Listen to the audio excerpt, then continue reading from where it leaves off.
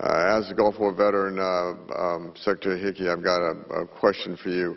After an April 2014 IOM report recommended using the term Gulf War illness, you pushed back instead, favoring VA's current terminology, chronic multi-symptom illness.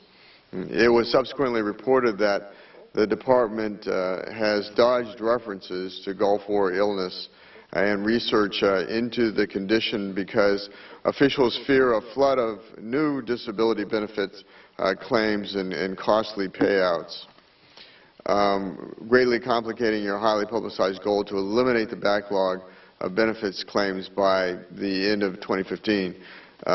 This is confirmed by your December 2013 testimony before the Senate Veterans Affairs Committee, where you stated, and I quote, "Every time we get a new thing, you are right. I am telling you, I will get to 2015 in 125 days, except if I have a large perpetration of something like we experienced in the Agent Orange environment. 260,000 claims in our inventory overnight in October 2010. That will kill us," end quote. In response to IOM, VA stated that the chronic multi-symptom illness technology was preferred because it could be experienced by veterans from multiple conflicts, including the current conflicts. However, I note that 38 CFR Section 3.317, VA's regulation governing compensation for a disability due to undiagnosed and medically unexplained chronic multi-symptom illness, states specifically that it pertains to a quote, Persian Gulf veteran who exhibits objective indications of a qualifying chronic disability, end quote.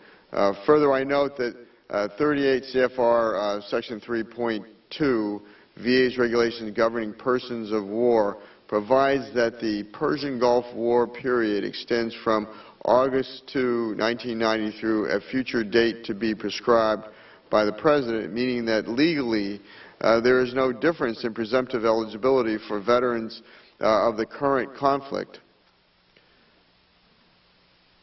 given VA's regulations cited above. Can you further explain your comments on refusal to adopt the phrase Gulf War illness? Congressman Coffman, I did not refuse to adopt. I merely had a conversation, and my conversation was because I have concerns that we do not disenfranchise other veterans from other areas that may experience similar medical conditions that have been put into that category.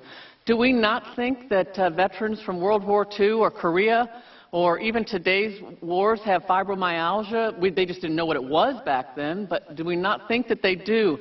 Do we not think that they weren't exposed to some of the other things that have been lumped together in that bucket? Mine was not to say Gulf War may not be experiencing those conditions. My comment was to say other veterans from other eras might be as well, and is it fair to categorize that under one era of a veteran rather than under the conditions themselves that might apply to any veteran from any era?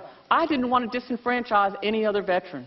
In March 2013 hearing before the Senate Veterans Affairs Committee, Joseph Thompson of the National Academies testified that in order to achieve the 2015 goal, quote, everything will have to go exactly according to plan, unquote. He also noted that the Department lacked any surge capacity.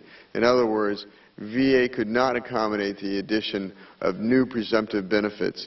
Based on these statements, are VBA's 2015 goals restricting the Department's ability to adequately assess veterans' benefits needs? Congressman, absolutely not. If I had IOM come to me tomorrow and say there was a highly connected issue, and frankly, they don't really come to me, they come to the Secretary or the Acting Secretary to say that, and if they said that in those cases that there was a presumptive that should be declared, all bets are off, and I'll be sitting over here telling you that I cannot meet 125.98, and we will do the right thing by veterans that deserve the answers to those questions. And if that is a new presumptive, that is a new presumptive. I won't stop a new presumptive because that's hurting veterans. I'm not here about doing that. I'm here about taking care of veterans. And no, absolutely not. I would never try to prevent that from happening because that is just absolutely not in my DNA.